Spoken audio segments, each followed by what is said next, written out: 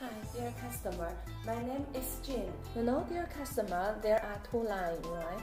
One is control line, another one is test line. If C line appear, means no HIV, no infected by HIV, no. Just means there is no enough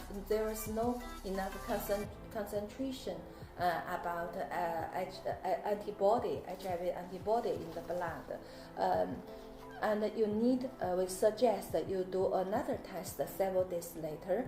If still only negative results, that means there is no HIV. Right? If two lines, C line and test line appear, you need to see your doctor.